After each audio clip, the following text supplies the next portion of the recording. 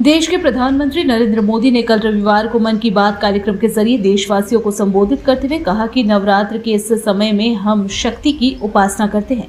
हम नारी शक्ति का उत्सव मनाते हैं।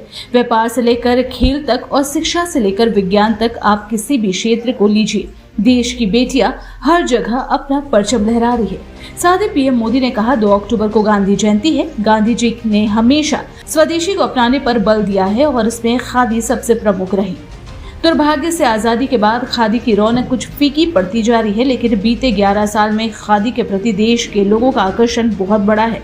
वहीं जेएमएम पार्टी धनबाद जिला सचिव मन्नू आलम ने पीएम के मन की बात कार्यक्रम में पर अपनी प्रतिक्रिया देते हुए कहा कि आज देश के माननीय प्रधानमंत्री का कहना है कि स्वदेशी अपनाने और खादी को बढ़ावा दो, किंतु देश के माननीय प्रधानमंत्री खुद विदेश का कपड़ा पहनते हैं और नारी सशक्तिकरण की बात करते हैं। नारी सशक्तिकरण तो झारखंड की हेमंत सोरेन की सरकार मैया सम्मान देकर सम्मानित कर रही है। भाजपा ग्रामीण जिला अध्यक्ष घनश्याम ग्रोवर ने पीएम का बचाव करते हुए कहा कि विपक्ष के पास कोई मुद्दा नहीं है, इसलिए विपक्ष के लोग देश के माननीय प्रधानमंत्री के ऊपर अनाप शनाप आरोप लगा रहे हैं।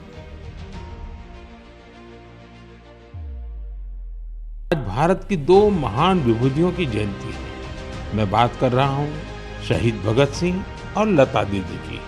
साथियों, अमर शहीद भगत सिंह हर भारतवासी, विशेषकर देश के युवाओं के लिए एक प्रेरणा पुंज है। निर्भीकता उनके स्वभाव में कूट कर भरी थी। देश के लिए फांसी के फंदे पर झूलने से पहले भगत सिंह जी ने अंग्रेजों को एक पत्र भी लिखा था।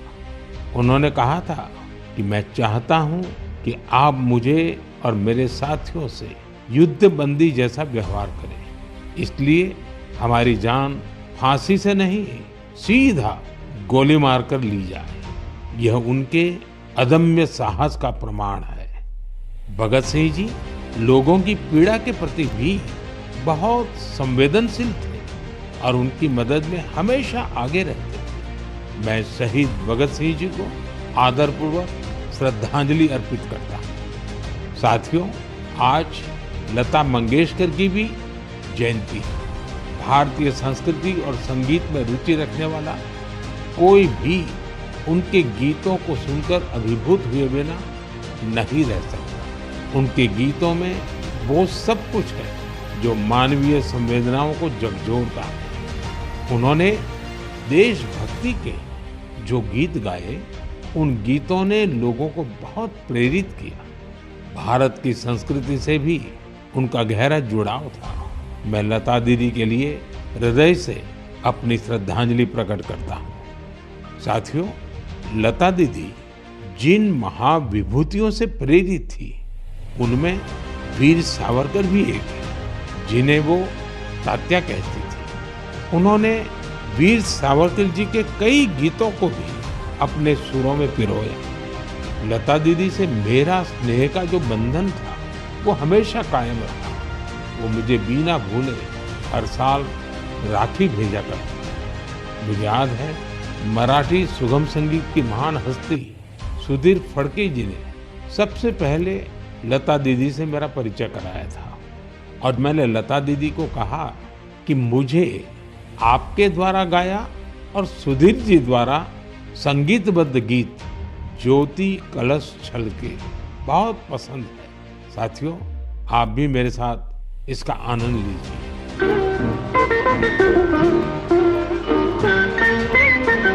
ज्योति कलश छलके। मेरे प्यारे देशवासियों, नवरात्रि के इस समय में हम शक्ति की उपासना करते हैं। हम नारी शक्ति का उत्सव मनाते हैं। बिजनेस से लेकर स्पोर्ट्स तक और एजुकेशन से लेकर साइंस तक, आप किसी भी क्षेत्र को लीजिए, देश की बेटियां हर जगह अपना परचम लहरा रही है। आज वे ऐसी चुनौतियों के भी पार कर रही हैं जिनकी कल्पना तक मुश्किल है। अगर मैं आपसे ये सवाल करूं, क्या आप समंदर में लगातार 8 महीने रह सकते हैं? क्या आप समंदर में पतवार वाली नाव यानी हवा के वेग से आगे बढ़ने वाली नाव से 50,000 किलोमीटर की यात्रा कर सकते हैं? और वो भी तब जब समंदर में मौसम कभी भी बिगड़ जाता है। ऐसा करने से पहले आप 1000 बार सोचेंगे, लेकिन भारतीय नौसेना की 2 बहादुर ऑफिसर्स ने नाविका सागर परिक्रमा के दौरान ऐसा कर दिखाया है। उन्होंने दिखाया है कि साहस और दृढ़ संकल्प होता क्या है। आज मैं मन की बात के श्रोताओं को इन 2 जाबाज ऑफिसर से मिलवाना चाहता हूँ। एक है लेफ्टिनेंट कमांडर दिलना और दूसरी है लेफ्टिनेंट कमांडर रूपा।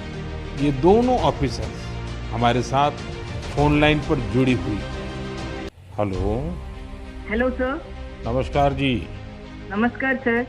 तो मेरे साथ लेफ्टिनेंट कमांडर दिलना और लेफ्टिनेंट कमांडर रूपा दोनों हैं आप साथ में? जी सर, दोनों हैं। चलिए आप दोनों को नमस्कारम और वणक्कम। वणक्कम सर। नमस्कारम सर। अच्छा, सबसे पहले तो देशवासी सुनना चाहते हैं आप दोनों के बारे में, आप जरा बताइए।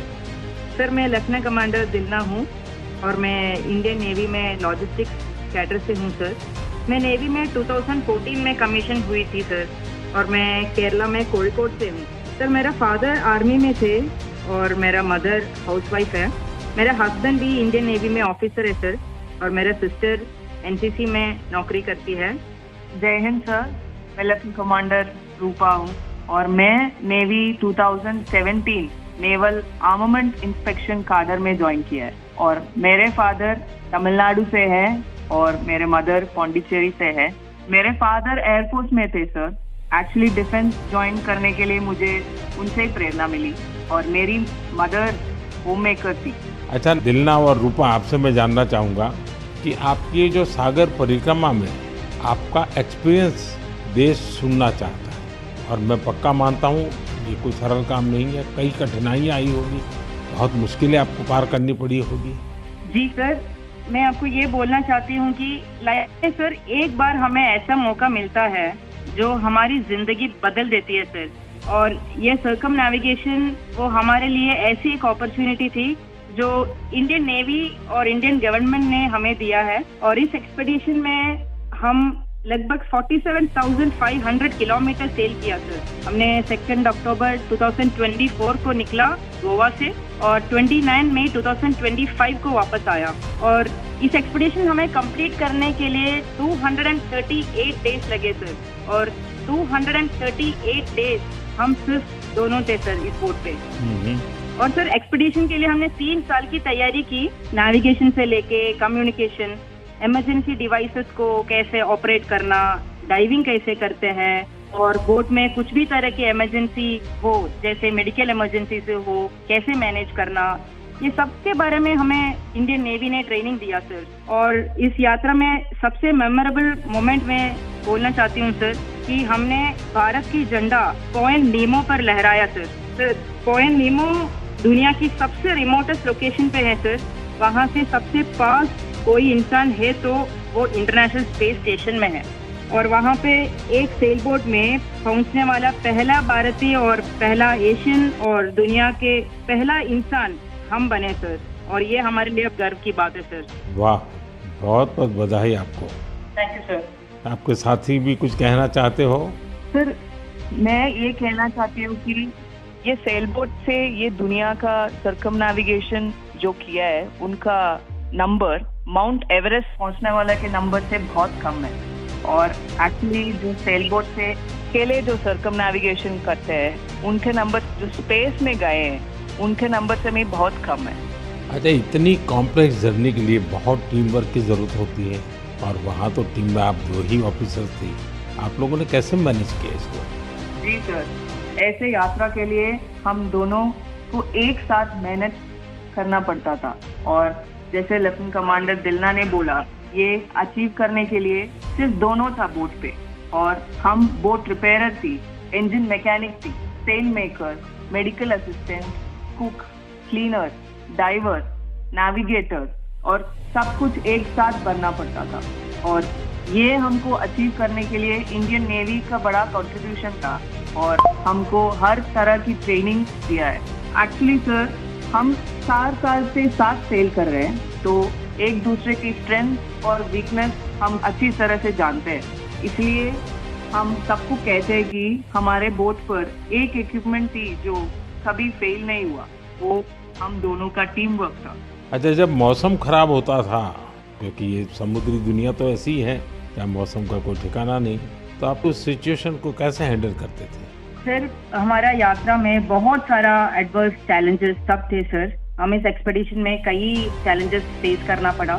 स्पेशली सर, सदर्न ओशन में हमेशा मौसम बुरा होता है। हमें 3 तूफानों को भी फेस करना पड़ा।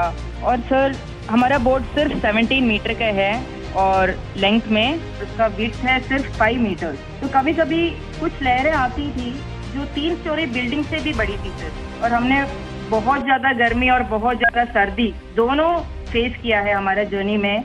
अंटार्कटिका में सर, जब हम सेल कर रहे थे, हमारा टेम्परेचर 1 डिग्री सेल्सियस और 90 किलोमीटर पर आवर का हवा दोनों एक साथ हमको सामना करना पड़ा था। और हमने ठंड से बचने के लिए 6 to 7 लेयर कपड़े एक साथ पहनते थे और पूरा सदर्न ओशन हमने ऐसी 7 लेयर ऑफ क्लोथिंग से किया सर। एंड कभी कभी हम गैस स्टोव लेके हमारा हाथ को गर्म करते थे और कभी ऐसे सिचुएशंस भी होते हैं जब हवा बिल्कुल नहीं होता है और हम सेल पूरा नीचे करके हम ड्रिफ्ट होते रहते हैं। और ऐसे वाले सिचुएशन में एक्चुअली सर हमारा पेशेंस टेस्ट होता है। लोगों को सुन करके भी बहुत हैरानी होगी कि हमारे देश की बेटियां ऐसा कष्ट उठा रही हैं। अच्छा, इस परिक्रमा के दौरान आप अलग अलग देशों में रुकती भी रही, वहाँ क्या एक्सपीरियंस होता था? जब भारत की 2 बेटियों को लोग देखते होंगे तो उनके मन में बहुत सारी बातें रहती होगी। जी सर, हमको बहुत अच्छा एक्सपीरियंस मिला सर। हमने 8 महीनों में 4 जगह पे रुकी थी sir. Australia, New Zealand, port Stanley और साउथ अफ्रीका सर। हर जगह पे एवरेज कितना समय रुकना होता था? सर, हमने 14 डेज स्टे किया सर, एक जगह पे। एक जगह पे 14 डेज? Correct sir. और सर, हमने दुनिया के हर कोने में भारतीय को देखे सर। वो भी बहुत एक्टिव और बहुत कॉन्फिडेंस के साथ भारत का नाम रोशन कर रहे हैं। और हमको ऐसे लगा कि हमारा जो सक्सेस है सर, वो अपना भी सक्सेस समझते थे। एंड हर जगह पे हमें अलग अलग एक्सपीरियंस मिला। जैसे ऑस्ट्रेलिया में वेस्टर्न ऑस्ट्रेलियन पार्लियामेंट के स्पीकर ने हमें बुलाया, वो हमें बहुत मोटिवेट किया सर। और हमेशा ये ऐसे सब चीज होता है सर, हमें बहुत गर्व होता था। और जब न्यूजीलैंड में गए तब माओरी लोगों ने हमें स्वागत किया और हमारा भारतीय कल्चर के लिए बहुत रेस्पेक्ट दिखाया सर। एंड एक इम्पोर्टेंट चीज है सर, पोर्ट स्टैनली एक रिमोट आइलैंड है सर, वो साउथ अमेरिका के पास है। वहाँ पे टोटल पॉपुलेशन सिर्फ 3500 है सर, लेकिन वहाँ हमने एक मिनी इंडिया देखा। एंड वहाँ पे 45 इंडियंस थे, उन्होंने हमें अपना समझा और हमें घर जैसा महसूस कराया सर। अच्छा, देश की उन बेटियों के लिए आप दोनों क्या मैसेज देना चाहेगी जो आपकी तरह ही कुछ अलग करना चाहती हैं? सर, मैं लेफ्टिनेंट कमांडर रूपा बोल रही हूँ अभी। मैं आपके माध्यम से मैं सबको ये कहना चाहती हूँ कि अगर कोई भी अपने दिल लगा के मेहनत किया तो इस दुनिया में कुछ भी इम्पॉसिबल नहीं है। आप कहाँ से हो, कहाँ पैदा हुआ है, वो कुछ मैटर नहीं करता। सर, ये हम दोनों का इच्छा है कि भारत की युवा और महिलाएं बड़े बड़े सपना देखें और फ्यूचर में और गर्ल्स और वुमेन डिफेंस में, स्पोर्ट्स में, एडवेंचर में शामिल होकर देश का नाम रोशन करें। दिलना और रूपा, आपकी बातें सुनकर मुझे भी बहुत रोमांच अनुभव हो रहा है कि कितना बड़ा साहस आपने किया है। आप दोनों को मेरी तरफ से बहुत बहुत धन्यवाद।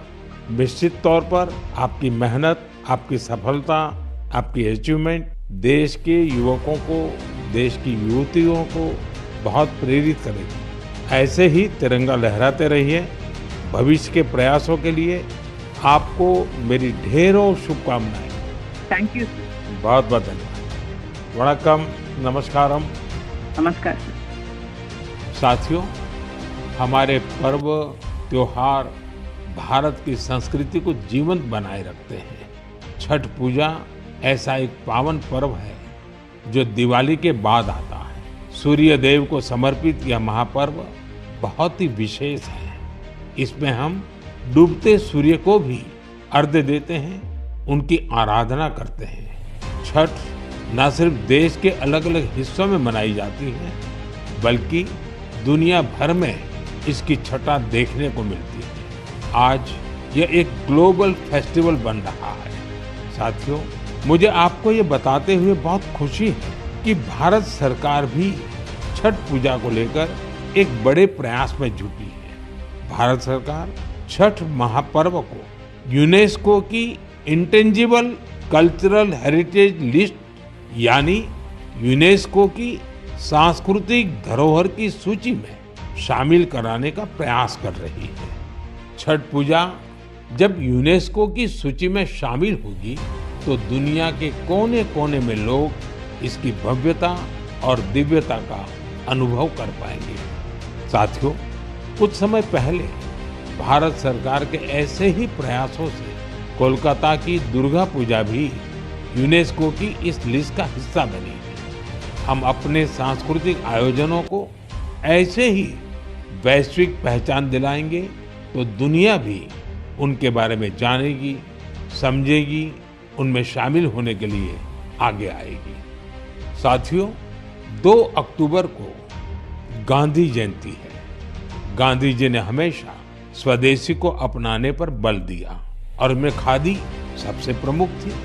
दुर्भाग्य से आजादी के बाद खादी की रौनक कुछ फीकी पड़ती जा रही थी, लेकिन बीते 11 साल में खादी के प्रति देश के लोगों का आकर्षण बहुत बढ़ गया है। पिछले कुछ वर्षों में खादी की बिक्री में बहुत तेजी देखी गई। मैं आप सभी से आग्रह करता हूं कि 2 अक्टूबर को कोई न कोई खादी प्रोडक्ट जरूर खरीदें। गर्व से कहें, ये स्वदेशी है। इसे सोशल मीडिया पर #वोकल4लोकल के साथ शेयर भी करें। साथियों, खादी की तरह ही हमारे हैंडलूम और हैंडीक्राफ्ट सेक्टर में भी काफी बदलाव देखने को मिल रहा है। आज हमारे देश में ऐसे कई उदाहरण सामने आ रहे हैं जो बताते हैं कि अगर परंपरा और इनोवेशन को एक साथ जोड़ दिया जाए तो अद्भुत परिणाम मिल सकते हैं। जैसे एक उदाहरण तमिलनाडु के याज नेचुरल्स का है। यहाँ अशोक जगदीशन जी और प्रेम साल्वाराज जी ने कॉरपोरेट नौकरी छोड़ एक नई पहल की। उन्होंने घास और केला फाइबर से योगा मैट बनाए, हर्बल रंगों से कपड़े रंगे और 200 परिवारों को ट्रेनिंग देकर उन्हें रोजगार दिया। झारखंड के आशीष सत्यव्रत साहू जी ने जोहार ग्राम ब्रांड के जरिए आदिवासी बुनाई और परिधानों को ग्लोबल रैंप तक पहुंचाया है। उनके प्रयासों से आज झारखंड की सांस्कृतिक धरोहर को दूसरे देशों के लोग भी जानने लगे हैं। बिहार के मधुबनी जिले की स्वीटी कुमारी जी ने उन्होंने भी संकल्प क्रिएशन शुरू किया है। मिथिला पेंटिंग को उन्होंने महिलाओं की आजीविका का साधन बना दिया है। आज 500 से ज्यादा ग्रामीण महिलाएं उनके साथ जुड़ी हैं और आत्मनिर्भरता की राह पर है। सफलता की ये सभी गाथाएं हमें सिखाती हैं कि हमारी परंपराओं में आय के कितने ही साधन छिपे हुए हैं। अगर इरादा पक्का हो तो सफलता हमसे दूर नहीं जा सकती। माननीय प्रधानमंत्री, देश के प्रधानमंत्री, आदरणीय प्रधानमंत्री नरेंद्र मोदी जी निश्चित रूप से हमारे देश के प्रधानमंत्री हैं। मगर जो उन्होंने खादी के बारे में कहा है, वो खुद खादी पहनते नहीं, 12 लाख का सूट पहनते हैं। हम नहीं, ये दुनिया जानता है। कोट पैंट खादी से नहीं बनता है, कुर्ता पजामा बनता है। और भारतीय जनता पार्टी के लोग जो अरविंद शोरूम, रेमंड शोरूम, बड़ा बड़ा मॉल खोल रहे हैं, अडानी और अंबानी बड़ा बड़ा मॉल खोल रहा है। खादी का तो कांग्रेस पार्टी ने खादी को बढ़ावा दिया था, महात्मा गांधी का बढ़ावा दिया हुआ खादी था। आज तो खादी लुप्त हो गया, ये कहीं दिखाई नहीं देता। आप भी जो कपड़ा पहने हैं वो खादी नहीं है, खादी तो हम पहने हैं। मधुबनी का कोट पैंट थोड़े बनता है, मधुबनी बिहार में कुछ सूता का काम चलता है। तो ये केवल बिहार चुनाव को देखते हुए उनका ये वक्तव्य होगा। और जहां महिला सशक्तिकरण की बात है, महिला सशक्तिकरण तो झारखंड में है। जो 2500 मैया सम्मान आज हेमंत सोरेन जी आज पूजा के शुभ अवसर पर हो या किसी अवसर पर हो, सबको मिल रहा है। जिस गांव में आप खड़े हैं, इसका नाम जंगलपुर पंचायत है, एक पंचायत में हम रहते हैं। हमारे गांव में 16 लाख रुपया प्रति माह महिलाओं को मिलता है, 16 लाख। आज महिला को हमारे मुख्यमंत्री जी कर रहे हैं और 15 नवंबर को महिला के लिए कुछ ना कुछ नहीं बहुत बड़ा घोषणा माननीय मुख्यमंत्री करने वाले हैं, जैसा आपके माध्यम से पता चला। और दिल्ली में कहा गया था कि महिला को पैसा देंगे, कहां दिया? नहीं दिया। आज भाजपा निश्चित रूप से केवल आलोचना करती है और आलोचना करना ठीक है, मगर आज झारखंड के साथ सौतेला व्यवहार है। हेमंत सोरेन जी इस राज्य को बहुत ऊपर तक ले जाने का सोचे। 1,36,000 करोड़ जो बढ़ के अभी 1,40,000 करोड़ हो गया। रॉयल्टी पैसा बकाया है, जो हमारा खून पसीना का पैसा है, झारखंड का हक अधिकार है, क्यों नहीं दे रहे हैं? वो पैसा क्यों नहीं दे रहे हैं? कोर्ट का आदेश है, वो पैसा नहीं दे रहे हैं, क्योंकि जानते हैं अभी हमारा 15 वित्त का पैसा नहीं दिया झारखंड को। मुखिया लोगों को कोई पैसा नहीं, 15 वित्त का पैसा रोक के रखा, इसलिए मुखिया का टंडन गोपाल एक पैसा का विकास नहीं हो पा रहा। तो हमारा जो पैसा बाकी है वो तो दे दे।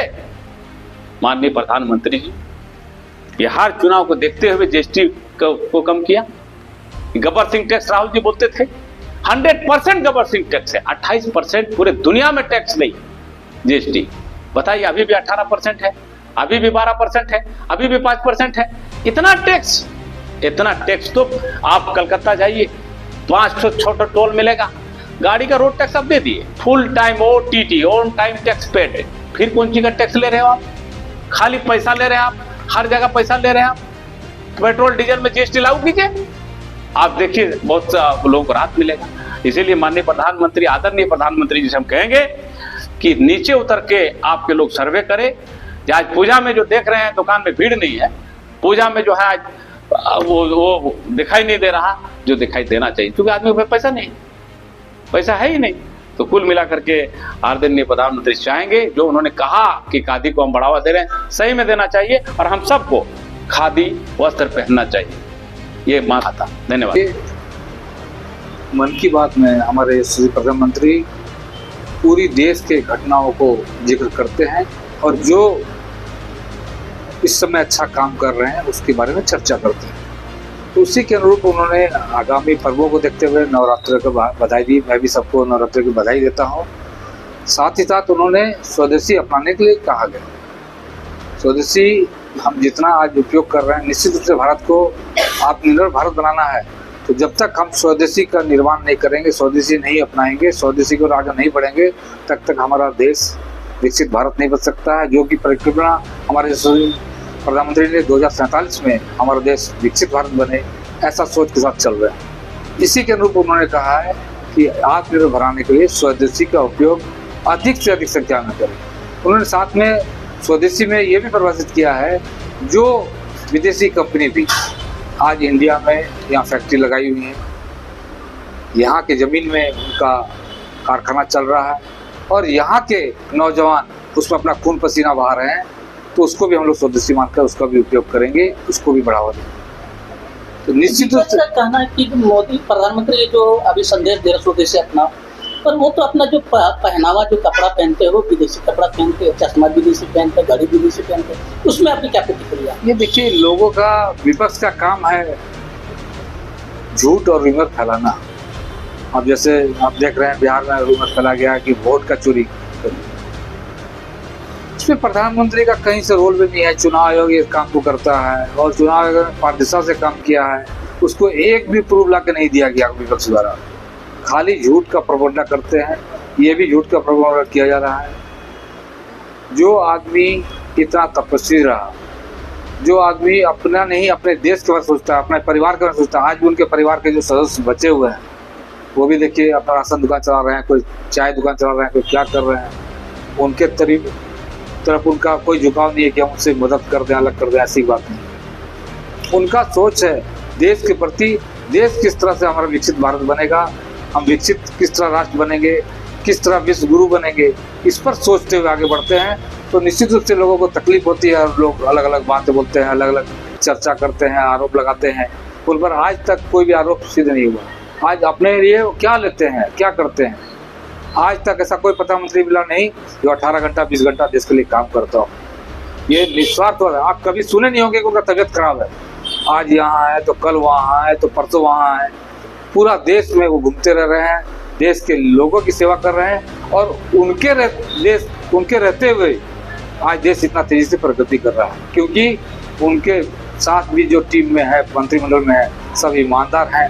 आज कांग्रेस सरकार जो 70 साल में नहीं कर सकी, उसको मोदी जी ने 10-11 साल में करके दिखा दिया।